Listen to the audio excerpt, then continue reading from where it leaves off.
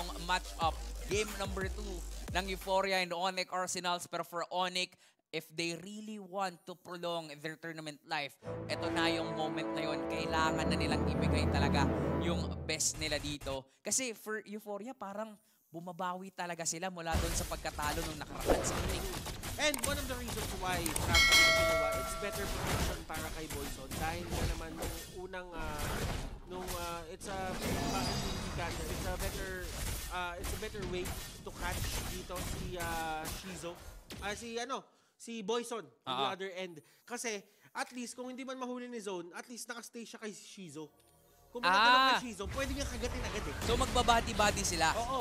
And si Boyzone kasi, nakita naman natin yung mga pwestuhan niya kanina, paabante talaga. Oo, matapang talaga kasi siya. Sugod kung sugod so, kasi. So, if ever man gusto niyang nagpasan si Zone, may focusing mark pa si Zone dito. So, kung makagat ka ni Zone, hindi babay. Matik, sakit talaga. Makaka-adapt pa dun sa burst capability na meron dito ang Euphoria. At the same time, hindi masyadong makakapag-surpresa dito ang Onyx. They have the vision na magagaling sa isang Novaria. Pero for Onyx naman, yung lineup kasi nila dito are aggressive heroes. So, kailangan talaga nilang maipanalo yung early game. Nandyan yung Yuzhong, nandyan yung Martis na paulit-ulit yung maririnig sa lahat na kailangan ng snowball ng isang Martis. And Martis is I would say, very straightforward hero. Isa sa mga heroes na parang kapag Lancelot kasi iniisip mo may mga comeback mechanic pa yan eh. No? Si talaga kasi, si Martis, kailangan ng momentum. Kailangan ng momentum. Kaya nga, medyo napapaisip din ako dito, bakit nga ba nalilimit ng Onyx si James Punks doon sa Martis pick? Parang ang dami pang kayang gamitin kasi ni James Punks eh. Siguro may factor na gusto nilang patunayan na hindi lang siya puro assassin. Pero kasi parang kanina nakita natin, hindi gumana eh kontra sa Euphoria. Pero pre, kasi ako naniniwala ako yung mga ganitong klase, playoffs, naglagan, bayan o sarili, piliin mo bayan. Kailangan manalo ng team mo eh. Kailangan talaga. And siguro, kaya yun din yung yun din yung pinili niya. Kasi kung sa, yun lang, nagkamali dun si Chovy. Uy, pero nandito sila, nag-iikot talaga sila. Ahoy! And although na Sorry, nagkamali doon si Chovy, but at the same time, okay lang. It doesn't matter kasi nakuha pa rin nila yung gusto nila and hindi pa rin lumalaban yung Euphoria dito. Mas nagiging controlled yung kanilang area. Kumbaga, alam nila na mamaya-maya second and third turtle pwede na silang lumaban. But right now, they need their items. Kailangan pa yung mga Clock of Destiny para kay Ryujin. Kailangan pa makakuha ng isang item pa ni Binogo para maging maayos. And possibly, si Zone, gusto muna nila mag-level 4. Alam nila na magre-rely tayo alam dito. Alam nila na hindi pumapanik sa kanila yan. Ay, so ngayon, yun lang ang Onyx. Nakuha ng Onyx. Oo, alam din ng Onyx na kung hindi kayo papalag ng papalag, edi kami na mismo yung lalapit sa inyo. Now, makakasecure pa sila dito ng turret on the bottom lane. Basag. Meaning to say, under 5 minutes, may energy shield yun. Nakuha nila. Lamang na naman sa lane si Boyzone. Pero ito ganyan na ganyan din yung nangyari kanina. They need to hold on dun sa lamang na meron sila to make this all worth it. Kanina, si Boyzone, ang ganda ng start niya eh. Kumbaga, pasipa-sipa siya eh. Tuwan-tuwa siya, di ba? Sakit ng bola. Sakit ng bola. Pero, after that, dahil kay Binogo, nahahanap siya. And hindi biro talaga kasi yung Lancelot and Pure Rage na yan. Alam mo, nagkaroon nga yan, tingin ko mga week 5 ata ng MPL Philippines or week 5 ng MPL Philippines. Actually, nauna din yun sa MPL. Parang lumabas yung mga Impure Rage Lancelot na parang napapaisip tayo nung una, bakit Impure Rage? Tapos na-realize natin, it made perfect sense kasi nga, makukunat yung mga target ngayon. Tsaka kumbaga masabi natin na parang since kumukuha dito ng defensive items ang isang Lancelot with the Impure Rage, parang kahit papano matutulungan niya or parang pang substitute doon sa mga damage sana na nakuha niya because of the physical damage. And since defenses nga, Impure Rage yung magiging sagot doon. At hindi mo naman pwede lethal ignition, di ba? Kasi mga burn damage na yun, mas gusto mo, doon ka sa burst. At si Binogo, lalaban na sila dito. Binogo na naman! Nakakuha na naman ni Binogo! Uy, si Heads na parusahan. First blood pa lang yun! First blood pa lang yun, and that is your smart first blood. Wow! First blood pa lang yun!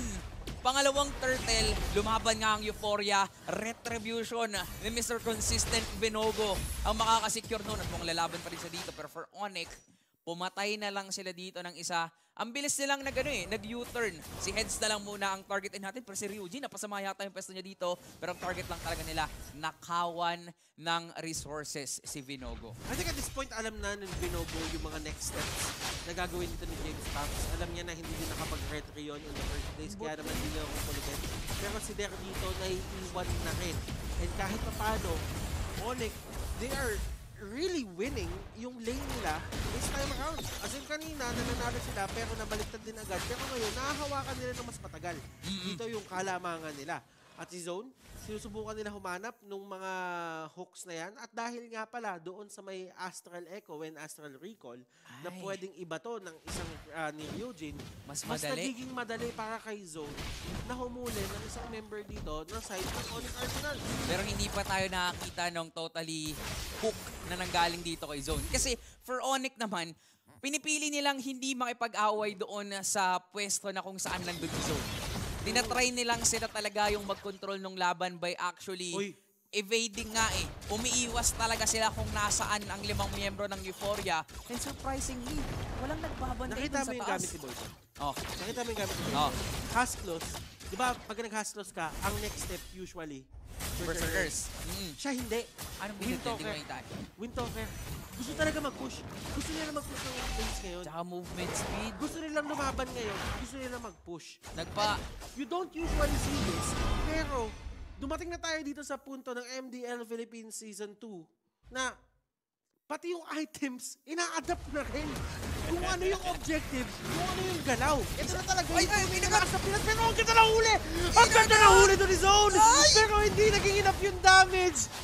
What a bite! Max bite! Binogo nakuha pa rin yung turtle laban dito kay James Panks. Ang tindi nung kagat, kaso nga lang hindi pa enough yung follow-up, yung damage. So na-counterplay pa rin sila ng Onyx. Pero masabi natin kahit paano, medyo liliit lang naman yung nakuha doon ng Onyx because of the turtle secured by Binogo. Pero we have to give comment sa Onyx. Yung mga setup na pinoprovide dito ni KK Dot, hindi yun mapoprovide ng isang Franco. Kailangan niya ng agad. Tulad nito, tingnan mo, na-cancel pa nga doon yung penalty zone ni Heads and Onyx. They are giving pressure against Euphoria. Kailangan nilang ituloy ito kung gusto nilang manalo on this game. Pero for Euphoria, kailangan nilang patabain si Shizu. And kapag napatabaan na niya na, kapag nabigyan na nila ng oras si Shizu para makapag-farm pa at makahabol ng onti dito, I feel like ang next step is the Golden Staff pagkatapos ng corrosion site na yan. And sabihin na lang natin na hindi na ganun kauso yung pagkuha ng steel leg plates ngayon in terms of marksman battle. Mahal na kasi. Mahal na kasi yan eh. At doon mo makikita talaga na kailangan mag-adjust ng isang gold laner.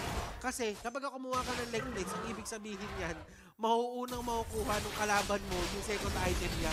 Yun na naman ibig sabihin, unless naman na naman siya at si Binogo dito, grabe yung pag-ikot niya. Hindi siya mahuli. Hindi siya mahuli.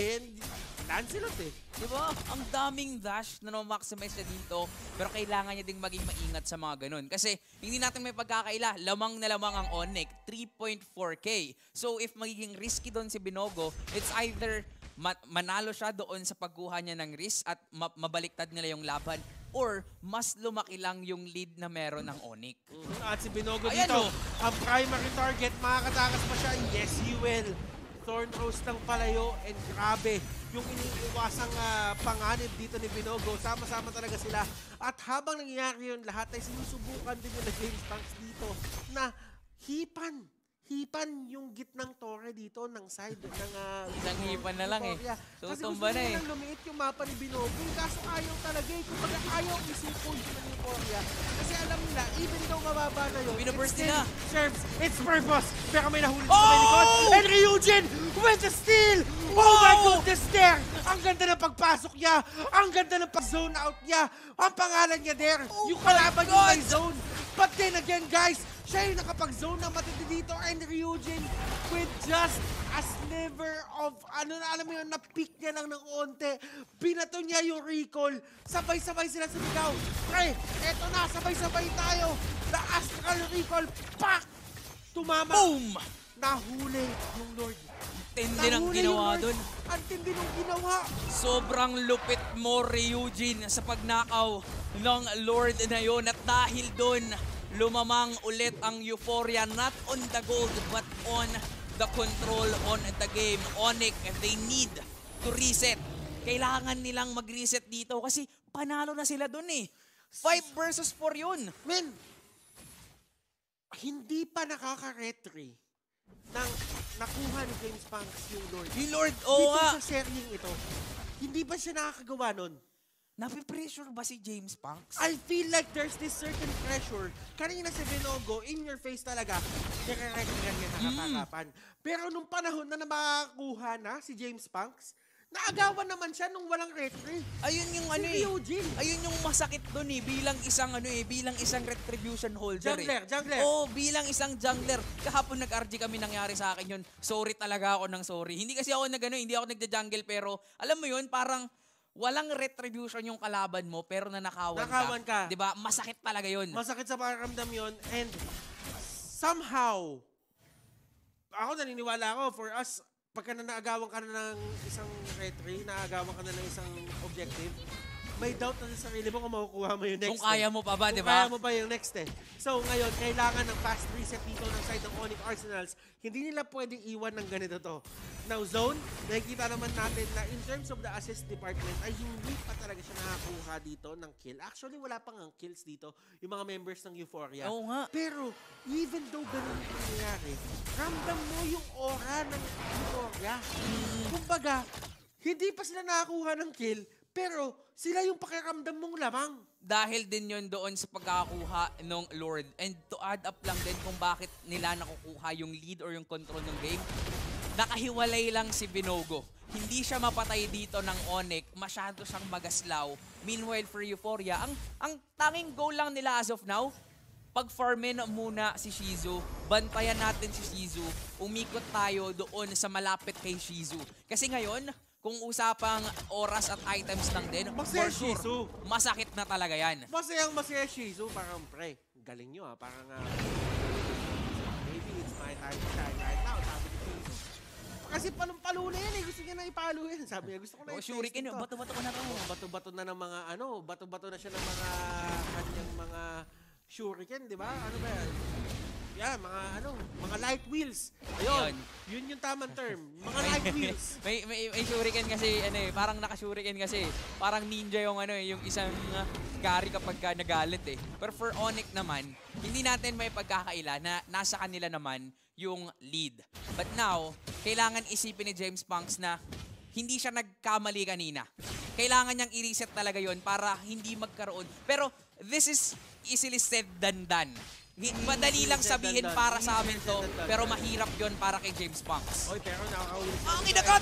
Ang ganda! Oh! Pero ang ganda na pagkakaulit dito kay Boy. So napakababa ng buhay niya at may puncture na mabibigay doon. Si Zone tutumba. Shizo na hawakan din. At nakikita naman natin the surprise coming from the Binogo! Si Chovy ay tutumba din. KK Dot tatakbo. Wow! Sina Looney there. Yung Astral Recall Binogo. at Binogo hindi pa siya tapos. Hindi pa! Gusto niya pa ng kill. Grabe nga naman si Binogo! Ang tindi naman ito, boss. Hindi siya mapigilan ngayon.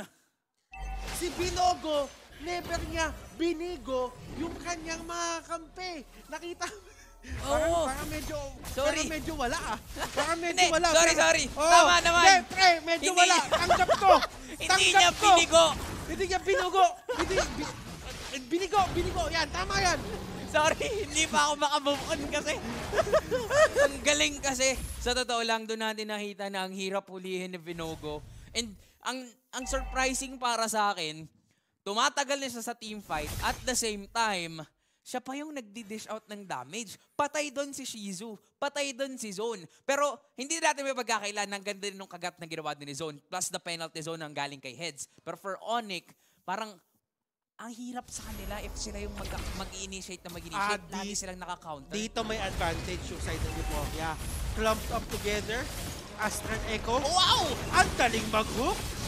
Kitang-kita naman doon. Kapit na kapit talaga. Yung Lord, sinitake-down na lang dito ng mga members ng side ng Onyx Arsenals. Ayaw na napatagalin yung buhay nito pero talaga masyadong makunat. Binogo na doon sa may taas. Nagtulak pa lang dito yung side ng Euphoria. Focus lang sa Nothing goal. special. Just the goal na pinupukusan Uy, look at nila this. ngayon. Oh! And hence, Poison! kailangan niya burahin agad to. And Zone at the same time ay nandito siya umaharap. Nakalahuli lang! yung Jovi. At ito na nga yung sinasabi natin sa hitbox. The circle na mas lumaki. Dumadali kay Zone na makahuli ng mga members ng side ng Onyx Arsenals. Although hindi matatapos dito ng side ng Euphoria to. The damage has been done.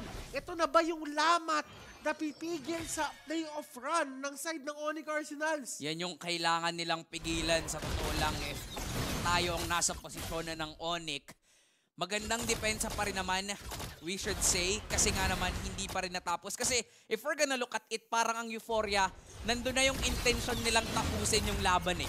Yung mga Nandun na. initiations na ginagawa nila, si Heads nga, hindi nagdalawang isip ulihin si Boyson eh. At yung pag-follow up ni Vinogo, literal, ramdam mong they really want to redeem themselves and advance on the next round. Pero for Onyx, nararamdaman din natin na, hindi, pipigilan pa rin namin ang pag-push nyo, dedepensa kami, reset kami, look at Boyson. Lock item siya dito, pero ang tanong kasi, kaya ba niya isalba ang Euphoria? Because as of now, nakikita natin parang, or isalba ang Onyx, because as of now, parang sa Onyx, medyo kinakapos kasi talaga sila sa, sa damage eh. Now, nakita na natin yung mga possible na pwede pang gawin dito ng mga members ng side ng Onyx para mabaliktad to.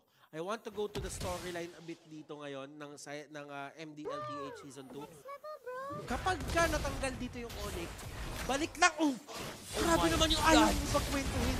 Nahuli siya dito. Nag-onward dun sa may hook. Uy, si Der, And nandun sa likod what na. a blunder! Ang Si ganda Der! ng pagkakahuli. Der dito nagulangan pero na rin Shizo. Talaga tumatakbo siya. And Der trying to take down Shizo pero no Taker has been used. Unti-unti kasi na lumalaban dito at hindi na din makalaban si James Banks. Banks! Siya na lang mag-isa. And siya na lang yung pumipigil dito sa mga members ng side ng Ubos! Euphoria. Kahit hindi matapos etong larong ito. Onyx Arsenals, I think this is it for them. Vinogo and the crew, ladies and gentlemen, will proceed to the next round of our playoffs. Consistency is the key to flare forward. Sweeping